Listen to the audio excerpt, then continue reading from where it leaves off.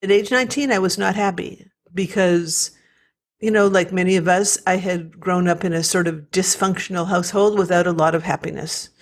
And I felt intuitively, gosh, there's got to be some other way.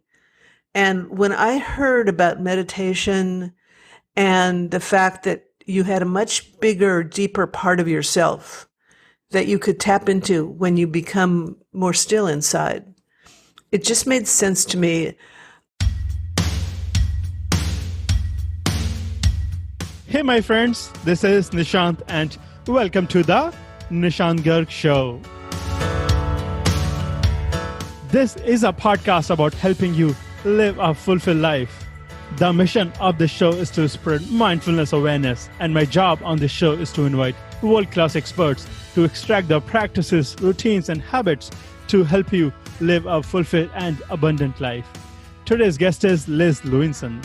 Liz Lewinson's senior executive career spans public relations, Wall Street technology, and nonprofit management.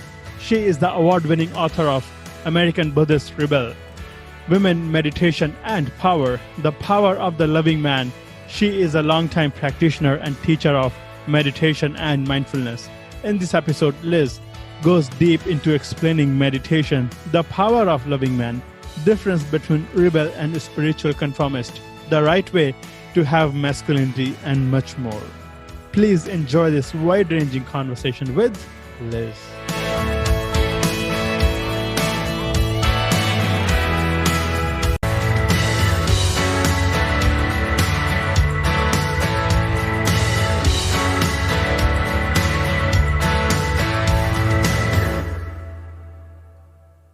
Liz, welcome to the show.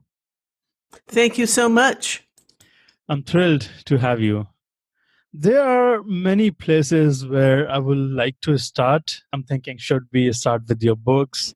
Should we start with meditation? Where would you like to start from?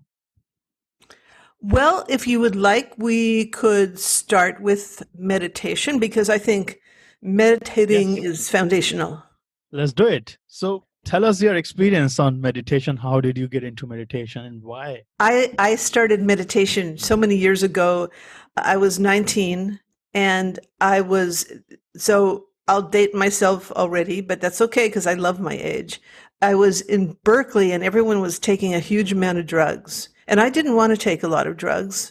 And so I thought I have to do something that makes me cool. So at that time, transcendental meditation was going around. And so I went to a talk. I actually loved it. I learned to meditate that way. And I remember just being so hopeful that it would work because you don't know when you first start to meditate, really, if it's going to work or not. And I remember about 3 weeks of meditating twice a day and doing the TM method, which I don't think is the only way anymore, by the way. But at the time, a great way to start. And just having this sense after 3 weeks of something bubbling up inside of me that was very fresh, like a new person was showing up inside, a lovely, happy new person that wasn't the other person that I had been. And that pretty much got me hooked on continuing. And so the good thing about transcendental meditation, among other things, is that it really emphasizes twice a day. So I was meditating twice a day pretty much from the age of 19 to the present time. And that's almost 5 decades. And of course, my meditation experience is hugely different now. But it's never stopped being valuable, not only internally, but also externally, and the way my life has unfolded. At the age of 19, how did you realize that you have to learn meditation or practice meditation? Because at the age of 19, personally, I don't know what I was doing, and I didn't know anything about meditation. Well, again, I was sort of desperate not to be, a drug. People were taking too many drugs back then. And I was seeing some of my friends literally just spacing out and losing it. So, like I said, I was motivated to be cool, but I was also motivated even at age 19 to be happy. And at age 19, I was not happy because, like many of us, I had grown up in a sort of dysfunctional household without a lot of happiness. And I felt intuitively, gosh, there's got to be some other way. And when I heard about meditation and the fact that you had a much bigger, deeper part of yourself that you could tap into when you become more still inside, it just made sense to me. I was never, and to the present day, I'm not a big believer that all we are is the conscious and the subconscious. To me, that's just a couple of superficial layers, that it's like a reservoir inside, and it's of light. Truly, it's pure light. It's very, truly infinite awareness that is inside every person. You can tap into it when you meditate, but it takes a little time. So I believed that. And I did believe it from age 19, Nishant, and I got into the habit of twice a day meditation at that age. And even though I didn't stay, I stuck with, well, this is interesting too. So I was with Transcendental Meditation for 11 years, and I went to India. I went to Rishikesh, India to become a teacher. And I loved being a teacher of TM. And there's a very nice way that it is taught through this traditional Indian ceremony called the puja. And I love doing that. And really, I think there is a cycle, though. Some people will stay their whole life. But for me, it was that cycle where I went through their program and I loved it. And then I kind of came out of that cycle. And I realized that I was ready to go out on my own and not have that association. And I remember thinking at the time, and I don't need another teacher. I'm just going out on my own. And I did do that. But I also, within 6 months, met another teacher who was a Buddhist teacher and who I studied with also for many years. And that is a different story. Again, I wrote about it in American Buddhist Rebel. My life, you might say, some people's lives is all about marriages and kids and this, all kinds of things. I have had many experiences along those lines, but I would say that my life and my meditation life is all about first learning one way to meditate and then learning all these different new ways to meditate. But the theme that holds it all together is deepening experiences in meditation. I would love to ask you, who introduced you to meditation at the age of 19? Well, I actually never questioned it from the day I started it, but I've always been aware of the research. And the research is fabulous right now because it has become so commonplace. So we know that the research on meditation says that it will reduce your stress. It actually is very good for your health because your stress level and your health, as COVID is illustrating, are completely related.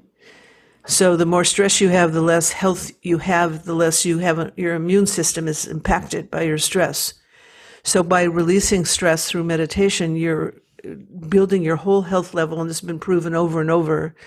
It's been proven that all your skills actually increase through meditation. And that's why sports people like to meditate, because they can focus better on whatever it is they're doing. Almost any aspect of life that gets tested, from your mental skills, your social skills, everything is better. Why? Because remember this, I try to say this, meditation is just a word. Let's call it, socks and neckties. just throwing that out. Instead of calling it meditation, because meditation, people have a little bit of a knee-jerk to that sometimes. They go, oh, I don't know, that's probably for other people, not me. But actually, every time anybody, through sports or running sometimes, or just being out in nature, goes into a quieter, more still place, that's a natural ability, and that's what meditation, quote unquote, is all about. So the research about meditation and mindfulness is incredible to show that it's beneficial to every aspect of your life. So right now, people need it more than they ever have, because you only have to open a newspaper, and I actually try to avoid the news. Right now, I keep it just enough to be aware of what's going on at a high level. But when you read about the stories many of them really are designed to create a fear factor. That's true. And a panic factor. So let's say you're sitting there, you're going along, minding your own business, and all of a sudden you're gripped with those feelings. Well, guess what? Those feelings do lower your immune system. It's a vicious circle. And the best way to get out of it is, well, there's a few things I would do, a few jumping jacks right then, build your energy level up. But also, as soon as you can, I would wash my face. I would sit to meditate, and there's many different ways to meditate. I teach them in my books. There's so many ways. I don't say there is one way, because your goal is to focus intensely on something. And by having that focus intensely on one thing to the extent you can, that's the goal. And then you let go into stillness. It's very hard to let go from yakety yakety. You just let go. When you do that, you help reduce your stress level, and your body knows it. And all that energy that just got drained right out of you simply by reading the paper, going into fear, will start to come back. I think diet is related. They're saying that diet's related to COVID. Meditation may or may not help you get a good diet, but I think it'll become more aware of yourself and how you respond to certain foods, to certain people, and to certain places. And if you want to have the energy that it takes to have a high meditation, then I think you find over time you become more discriminating. I would like to ask you that in the beginning of our conversation, you mentioned that there are many forms or many kinds of meditation. So what kind of meditation did you start with at the age of 19, and what kind of meditation you do now? Okay, a good question. I started with mantra meditation. A mantra is a sound. This is my TM days whose effect is known. And the idea is that when you sit and close your eyes, you introduce a mantra and you say it throughout your meditation. It has a certain vibration. And that I did that for 11 years. And could you give us any instance of that mantra that you used? Well, I can't say anything that I taught through TM because I'm a really honest person. And first of all, they're all online. So you can just search it. I can't say it because when I became a teacher, I took some kind, not a vow, but I said I wouldn't share them. So the answer is you can't learn that from me, but by searching online. However, I don't even recommend mantra meditation. You know why? It doesn't take you very deep. And you will struggle a lot more with your thoughts. And here's something that the TM bunch says, I think they probably still say this, which is absolutely false. It's not true. And that is that all your thoughts are a release of stress. No, hun, they're not. They're just thoughts. They're not release of stress, because then you could go through meditation after meditation, just daydreaming, and maybe say your mantra once or twice. This is back to the TM days. All you're doing is spacing out. And your memory is going to start to go and all kinds of great things. Why? Because you're not really meditating correctly. And you shouldn't think that your thoughts are release of stress or that they're even more important than your other thoughts. They're just thoughts. The best advice is just to ignore them. They will be there. And what you do when you meditate is when you become aware that you're thinking, you return to your other focus. So here's a focus I teach now and that I actually do now. And it goes like this. Everyone does, we all have our physical bodies, but surrounding our physical body is an energy body. It's called the subtle physical body. And that's where acupuncture works. Yoga, if you've seen those charts in yoga studios, it has 7 different energy centers, the 7 chakras. And this is relevant because I teach chakra meditation. So just beneath the belly button, well, actually, there's the very root of the spine is the root chakra. A few inches above, you have another one that's more associated with sexual energy. And then right around the belly button, you have one that's associated with power. And if you take martial arts, you will find that your kia, comes from that section. Then you have another center right in the center of your chest. That's your heart. You have another one right around the center of your throat, just as your neck meets the shoulder area, right in the center there. That's intuition, seeing. Then going up, you have the third eye. That's your, I think I wear sixth chakra. And then you have the crown chakra above the head. So these are actual energy centers. And they've been known for a long, long time. And I teach focus on those. I'm having this question in my mind right now. Then what is the relation of chakras with meditation? As a listener to this podcast, I want to know, Liz, that how should I meditate in the right way? If TM, transcendental meditation, may not be the right way, then how should I meditate? Okay. Well, and I actually teach this once a week. I just started having an open class every Thursday at 6 p.m. Pacific on a Zoom meeting. What I'll teach is start here. I'll give you the instructions. These are not secret by any means. Okay. So you sit up straight and you close your eyes and you take the gaze of your mind and focus it intently. Just first press your belly button, maybe 2 fingers below your belly button. That's your power center. And picture a beautiful orb of sunflower yellow light there. And it's pulsing out. It's pulsing out with beautiful rays of light, gorgeous sunflower light. Hold your mind there with that visualization. That's your power center. And do that for 3 or 4 minutes. Okay, just eyes closed. And of course your mind's going to wander a bit, but ignore the thoughts to the extent, remember that word ignore. Just keep back to that focus, because what you're doing is actually opening the power center. And after just 3 or 4 minutes, you can keep a watch nearby. If you'd like, raise your awareness right to the center of your chest. And to find the center of your chest, I think anyone on this call can do this now. Just take your index finger and point to the center of your chest and say, me. You will land right in the middle. That's your heart center. Now, for the second part of this meditation, you're going to take your focus of the mind, focus intently as you can right there in the center of the chest, where you have this beautiful, soft, gorgeous robin's egg blue light. And it's pulsing out. It's like a round orb, shiny, happy, and very strong, really, right there at your heart center. And focus there. You can picture your heart opening as you focus there. And try to hold your mind there with no other thought. And if thoughts come in and out, don't worry about it. Just go back to your focus on this heart center.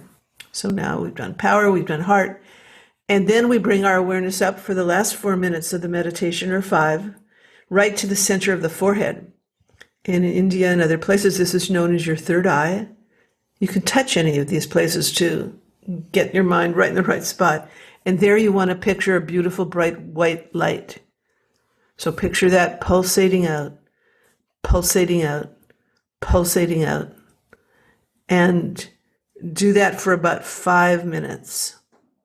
And then when you're done and you've completed that meditation, you've done 15 minutes with focus on your power center, your heart center, and your third eye. These are all chakras along the area of your spine. And now you'll take a deeper breath or 2. Don't just jump right out of meditation. You might want to stretch a little bit. Take a deeper breath or 2. If you can, don't get right into your most intense stuff. Don't hop right into email. Give it a few minutes. Let it integrate. I always like to end a meditation with just a feeling of like little bow, like little gratitude for whatever there is that's positive. And then you can open your eyes. If you like, create a little spot in your room so that when you open your eyes, you see something you really like. Maybe just some flowers, just a plant, something that's nice and bright. So you're creating throughout this positive atmosphere. And you can also meditate to music. There's meditation music out there. I like a band called Zazen, Zazen. I think almost all their albums are incredibly great for meditation. But again, this is how I teach basic meditation. I just Yes, show this is you, yeah. beautiful. I love it. Would you recommend this focused or chakra-based meditation to any beginner? Yes, actually I would, because this was taught to me, years ago by my Buddhist teacher, and he said that this is a technique that used to not be taught to beginners, but the world is so is so messed up that we can't just close our eyes and experience inner stillness. We're mostly experiencing all the static that's out there, the noise, the thoughts and feelings of other people. So this is a more high-powered, I just gave you and anyone listening a more high-powered technique, but you can do it. There will be only like beautiful things that arise from it. And the same thing is really true no matter what your technique is. So let's say you find someone else and they say, just focus on the breath. Well, that's fine. I think you can do that for a certain point, but when you keep meditating and you get into deeper states, there is no breath. So that's going to give out, but it can help you. And sometimes when I want to start meditation, because I could teach you 8 ways right now, sometimes when I want to start meditation, and particularly for mindfulness, I love just taking a break and focusing. Just take a few deep breaths and focus on it so that all you are thinking or focusing on is the breath itself, the sound, the feeling of breathing in. So let's do this right now. Let's just take a deep breath right now from your solar plexus, from actually your navel center. Move it all the way up to your third eye, and then just slowly exhale it while all you're thinking about and feeling is breathing. Let's do it again. Solar plexus, inhale through the nose, up to the third eye, and then exhale again. And inhale, and exhale. Now, if you just were focusing on your breath that whole time and that sensation, you cleared your thought. And if you had a whole bunch of emotions and things and angers and concerns and anxieties, everything going before that, you probably have gone a long way to just straightening that out. And just, it's gone. Yes. And that shows you the real nature of some of that, because the more you meditate, the more you realize that all these things that have sort of come over you and gripped you, they're not even you. They're these passing, like phantasms almost, that you believe in completely at the time.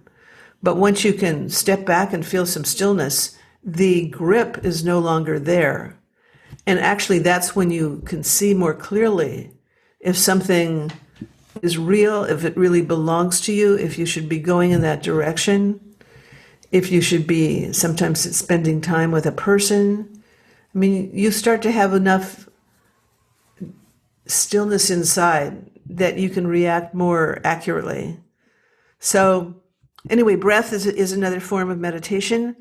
If you find meditation music that you find uplifting, and if it doesn't uplift you, it's not meditation music. So again, I check out the band. There's 2 bands, Zazen. They both do meditation music. The one I'm talking about was there first. Canyons of Light. Google Canyons of Light. Google Mandala of Light by the band Zazen. That'll get you right there. And any of those albums, the songs are about 4 minutes. So you can take your meditation practice and have each chakra, so we did power center, heart center, third eye, could be associated with each of those songs. And that makes it really nice and easy. Yeah. You can also meditate. Let's say your mind is all over the place. Fine. It happens to all of us all the time. Then you can just, Nishant, focus on the notes of the music. Make that your focus. It's fabulous, actually. It's so much fun. And then, if it's true meditation music, you can focus on the stillness between the notes. So what does all this have in common? It is focus and intensity. So it's not just sitting on the beach. I love sitting on the beach, but it's not. Meditation requires, and to get, just to have a nice time with it, of course it requires a little bit of intensity. And that was the difference too. The TM thing, we all said, well, it's so easy and natural. Well, on one hand, it is easy and for sure it's natural. But we, in our society, we live in an overcrowded planet. And probably, 1,000 years ago, if we were exposed to meditation in a beautiful rural environment with a wonderful teacher and all cleanness around us, we could meditate without any difficulty. But now, the common experience, and don't be discouraged, is to have tons of thoughts and take quite a while to get to any point where you feel that you're settling your thoughts down. But don't worry about it, because by even trying, by starting your meditation in the way I just described, with the focus on the different chakras or energy centers, that will lead you. I think you'll start, like me, within a few weeks, you'll start noticing this different, beautiful energy bubbling up. Yes. And thank you so much for explaining all deep dive into meditation. I appreciate that. My pleasure. And I want to ask you about, what advice would you give to an 18-year-old? Oh, wow. I would say we're entering a new era. It's going to be challenging. You are up for the challenge. Expect to be brave and innovative. And I would also say, if you want your foundation, learn to meditate, because that doesn't even have to be something you always talk about. But just make it your habit, where you have the meditation and mindfulness. It will help you always. And I would say that if you're looking and you don't know your career yet, just another hint here. So my Buddhist teacher, and this was now, a while ago, he really liked computer science. And he liked it for people who are artists, for guitar players, everybody, all the yoga people, all the people doing physical therapy. He liked that profession. It's a big profession. Woo, it goes all over the place. It's huge. But if you were I would recommend to an 18-year-old who's still looking to definitely probably make that a major or minor in your school. I would advise that person to learn a lot, become educated, whether or not it's through a classic college or all the things online. You can become certified these days. But one of the most exciting and long-lasting and well-paying places is computer science. So I think you think, oh no, I want to, I'm going to form a band. It's fine. You don't have to stop. But I think that the technical professions, the reason my Buddhist teacher liked them is that they're mental. Okay. And if you remember, we've just been talking, and I just told you that meditation does require some focus. And therefore, a mental profession will always help you more to do that than something where, let's say, massage therapist, and you're sort of just out there and you're touching somebody and you're absorbing their thoughts and feelings. Not really the best. It's, I understand the kindness involved, but I wouldn't recommend it. So you're 18, I would go for something technical because it will help you the rest of your life. And as far as money, yes, make it. There's nothing unspiritual about money. Money is the energy line of our time. And so you want to be, it's like something he once said, that you cannot be too rich or too educated. And here's why, Nishant, if you're just a nice, idealistic or spiritual or whatever person, and you find yourself being successful through whatever means, and you have excess money, what are you going to do with that excess money? the chances are you're going to be helping people. There are so many ways online now that I know I look at them all the time and I go, wow, gee, if I have any extra, I'm putting it toward this group that's formed, that's helping a situation that I really care about. And I couldn't do it if I didn't have the money. And so if 18, I would adjust myself. Okay, I'm starting my life as an adult. I'm going to meditate. I'm going to practice mindfulness. That will help me have my intuition be really sharp and discriminate between people who are meaning well, but they're not balanced. So you're just going to start to make your path and consider computer science because it's really fabulous. It'll help you anywhere you are. And be optimistic because anything we're going through right now will pass. There's many incredible, exciting things ahead, in my opinion. I also totally believe this will pass. And be patient but smart. Be astute and have fun. And with all that, I think it's a great time to be 18. Yes. And meditation is one of the mindfulness practices for sure. So do you have any other mindfulness practice in your life that you do every day or occasionally? Yes. Well, mine, as I mentioned, the mindfulness practice I have is just, because you can even do it while driving, is to simply stop and breathe and focus on my breath because it breaks.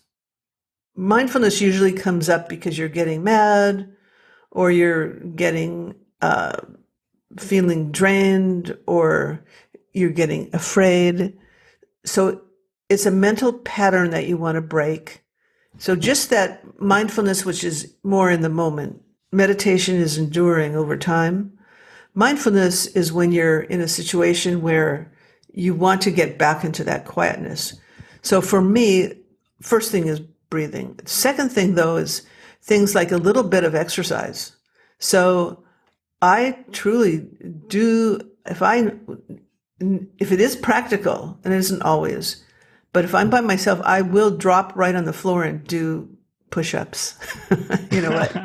No, How many energizes. push-ups? Yeah, and jumping jacks, I mentioned those two because what either of those do is it completely breaks your whatever you were doing before. How many push-ups do you do? Oh, me, 15 if I'm lucky. But that's because, I'm not all 15 is plenty. Jumping jacks more like, 50 at least, maybe 100. But what I'm trying to do is build my energy, life force back up. And if you have another mindful thing for some people is just going to the gym and working out in your home. I love yoga. I take an online yoga class every morning now at 8 because I'm happy it's on Zoom. You guys, I bet you could get online, anybody watching this, and find things you like. I see online, I see exercise classes, I see dance classes. These are forms of mindfulness because what they do is they break your routines. And routines are routines that repeat over and over, the same food, the same places, it's like a boat. You put barnacles on the bottom, right? And you can't go as fast. So by breaking your routines a lot, always, you'll be constantly feeling fresh energy. So if you find a yoga class you like, go with it. If you find 3 yoga classes, just keep finding ones at different times that work for you, but don't feel like you're stuck. Because if anything, I would say what has happened with everybody staying at home and all of us getting back, or on Zoom, what's happened for me is that I have found new people. I have found new classes. I've found that when we actually can even form these communities that are all over, certainly the US or wherever we're calling from. People often turn on their video at one point at the end or something and say hello to each other, and you start to feel like, wow, I'm meeting some new friends. My point here is that breaking routines builds energy. It's part of mindfulness. Exercise builds energy. And if you should not be watching Netflix and TV every night. There's so many new things you can be doing. Books, and I don't believe you should be watching the news much. This is And also speaking of books, I would love to ask you what books have inspired you in your life, if any gosh. book or books comes to your mind. I'm a little bit of a wonk on that. So I love reading books about advanced spiritual teachers. If you go, there's like The Life of Milarepa, or, this Ramakrishna and His Disciples by Christopher Isherwood. Those to me are go-to books. For new books, I really love Surfing the Himalayas by Frederick Lenz. That was a beautiful, very concise parable about, higher states of awareness and teachings. I currently am reading a bunch of Buddhist books, and books that, honestly, I can't say they totally are. I'm trying to think. What did I read that really inspired me? I enjoyed recently reading Zen Entrepreneurship, which came out a little while ago by an author named Riz Virk, V-I-R-K. So I like reading things that kind of are either inspirational or kind of a bridge with spiritual things and practical. Would you mind talking about anything that you have learned from your favorite books and that you might have applied in your personal and professional life? Can be anything. What have I learned? Yep, from those books. Well, the first thing in the first category of books, the books about advanced spiritual teachers or just advanced masters of spirituality, I actually started learning that when I was 16. That's probably the precursor to my starting meditation, when I read Autobiography of a Yogi by Paramahansa Yogananda. What I learned is that there are actually advanced states of awareness, and there are magical powers. They seem magical, but they're very routine when you have achieved a certain state of awareness.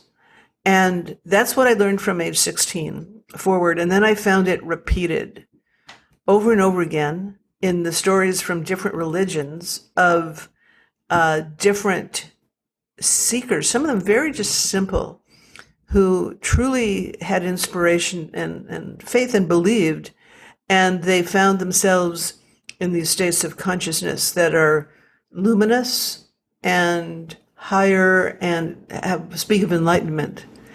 What I learned about from this set of books, which I recommend, is enlightenment. You can achieve it. It's out there. It's in the range of human endeavor.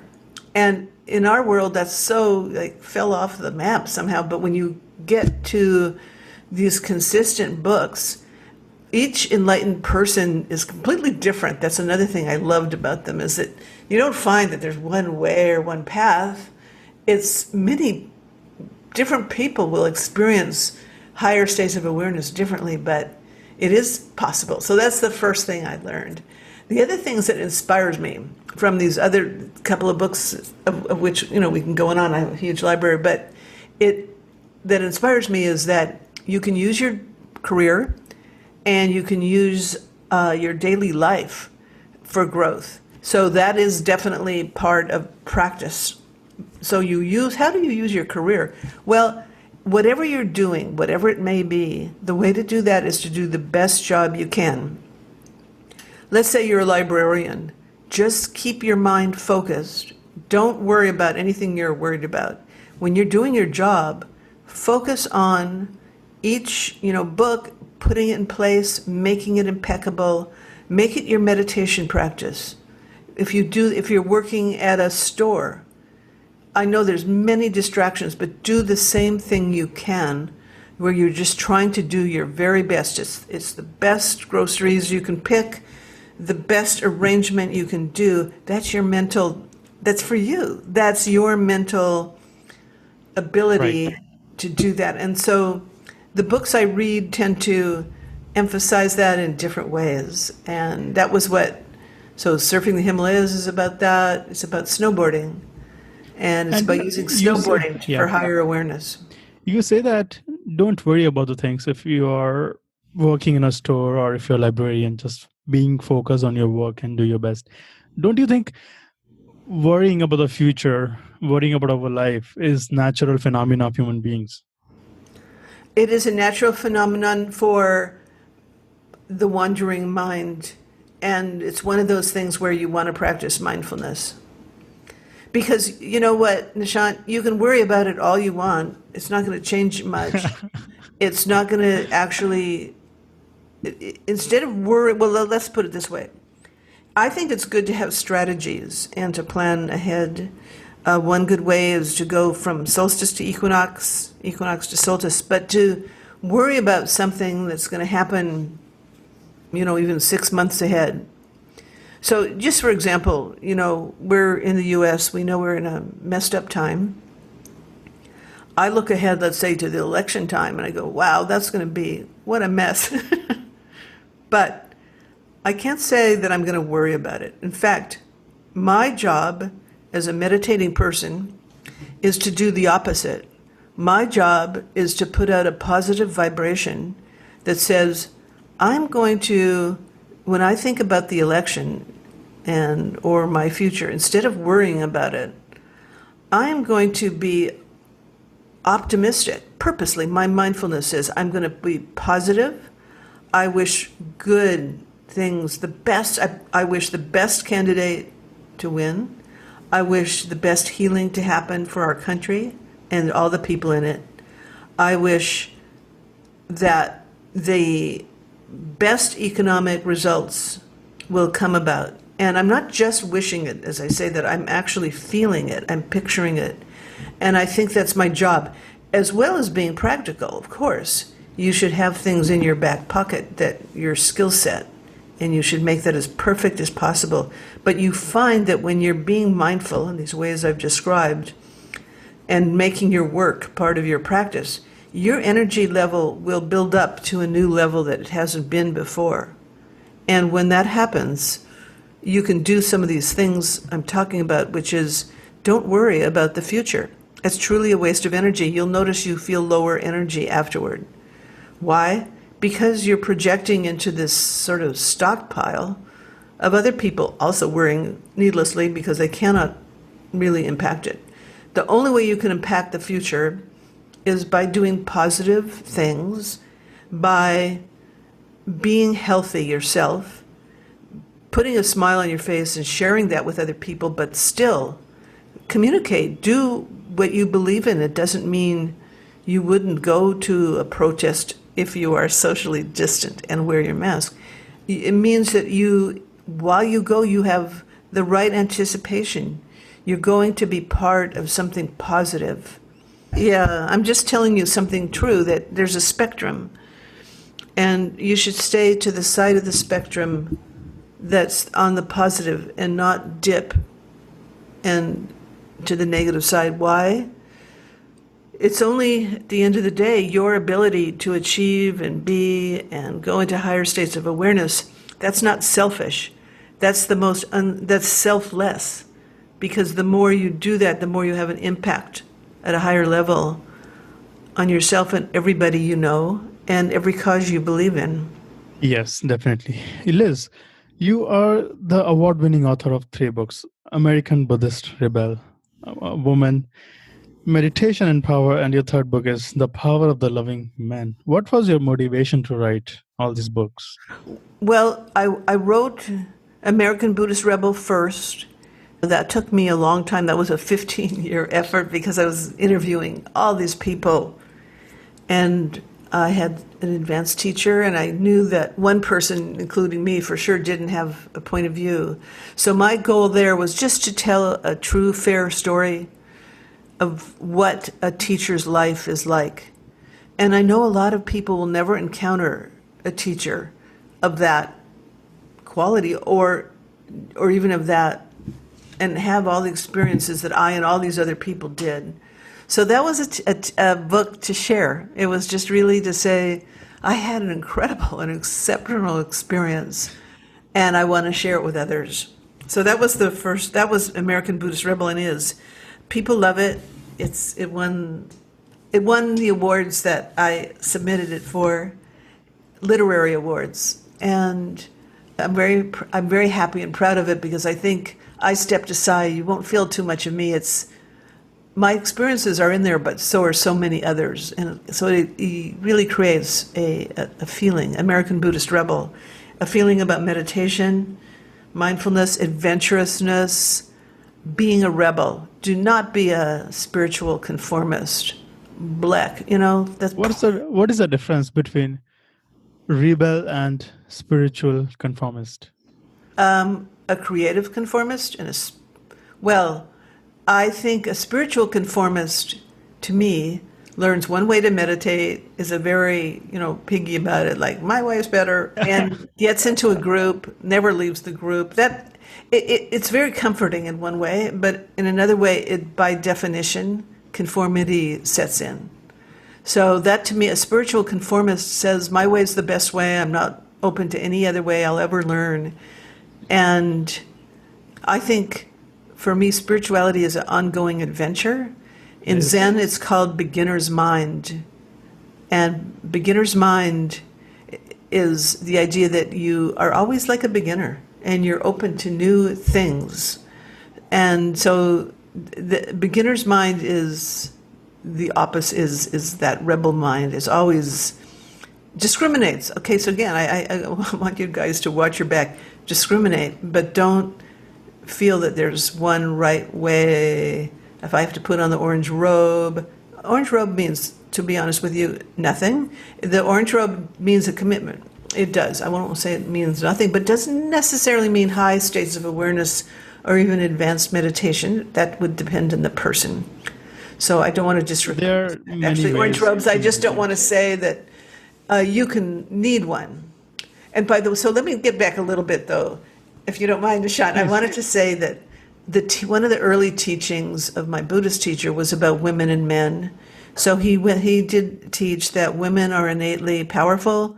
That's their strongest current is life force flows more rapidly in their beings, in their subtle physical. So they are the power gender, but that's been suppressed for thousands of years. And part of the imbalance we see right now, in fact, he said the core of the imbalance is that men have dominated women, and men are not suited necessarily for power and change. So I define power as fluidity and change. Men's subtle physical it just doesn't pulsate like that. It's more grid-like, a little more, it's beautiful golden lines of network light, but it is not rushing fast power like you would find in a female energy system. That's what he taught. Well, most men and women today, generally speaking, I mean, there's much more openness, I think, about that as well in some areas, but most men have a wrong idea about masculinity having to do with domination and control. And also most men, even over today, the age, I'd say, of 20, 25, were brought up to repress their emotions and feelings, and that if they stray too far into emotions and feelings, there's something weird or wrong about it. But that's exactly the opposite of what is true. Men are brilliant at emotions and feelings, and they actually will find more power in expressing them than they could imagine. That's a power level for men. Then what would be the right way to have masculinity? If it is not domination and control, then how can we cultivate a proper masculinity in our life? It would be to explore not just romantic love, because when I said the power of the loving man, I actually was thinking universal love rather than, but if you could just start by feeling more, a man, be more open with feelings of gratitude, be more open with feelings of respect, literally open with feelings like of awe, like, wow, that is so beautiful, but don't just drop it or try to hide. Be more open to doing all these very things that, were associated with femininity in a negative way in the person's mind, those are probably wonderful areas to explore, and also to realize that by ever trying to dominate a female, they're actually earning pretty bad karma, because women have been, again, for centuries, brought up to sort of play along with that and to sort of hold up a man's power level to make him feel this sort of level that he actually isn't. So if you are in any way let's say you've had many lifetimes doing this, think of a woman as an inferior person in any way, you're holding her down, and you're holding, by nature, your karma is you're holding yourself down because you're in a lower mind state if you feel that way. So both men and women have to do a fair amount on this to root out all this programming. It's like we buy a computer that's programmed. So I would say that most men, and also the media doesn't help, it's getting better, but it still projects an image there. So I think for men to be more masculine, I give all these techniques in the book. The Power of the Loving Man. It's not a long book, but it's pretty intense in terms of saying, these are some things you should do. And it's all about feeling more love and loving kindness. And I say, you can hide away and just start feelings of love, like you can love your keyboard, okay? You take it. I'm just wanting people to men to have more feelings in their heart now. They love your keyboard. Just love your mouse. Because people are harder sometimes. So start with just pumping up a sense of love, appreciation, and very associated with kindness. So the being, and that was, see if you can find and feel as part of your mindfulness emotions that you're feeling like, oh, I'm going to shut that one down. Emotions of sadness or loss. I would go into those emotions at this point if you're a man. Maybe more than you even would, right? Yes. Overdo it because you have nothing to lose. And you don't want to respect the power level of women, and don't fall for, oh, you're the masculine guy, makes all the decisions. She may believe that, but it's really not good for her. And it's not really good for you. This is a very broad discussion that we can definitely get into this discussion some other time. And, this has been a great conversation, Liz. So before we conclude our conversation, do you have any closing thought or any advice or any suggestion for our listeners? Well, I have my website, and my website has a contact page, and it's www.lizlewinson.com. And I'm going to put my meditation class that I'm teaching on Zoom there. But I would love for everybody to go out on Amazon and look for The Power of Loving Man. If you search under my last name, you'll get to my books, Liz Lewinson. Yeah, and I will put all the information in the blog notes so that our listeners can learn more about your work and your books. Yeah. Everyone will start to meditate and explore and have beautiful adventures. Every age, it's not too late. Thank you so much, Liz. It was wonderful. Okay. Thank you. Thank you so much. Bye-bye. Bye. Thank you for listening to this podcast episode today.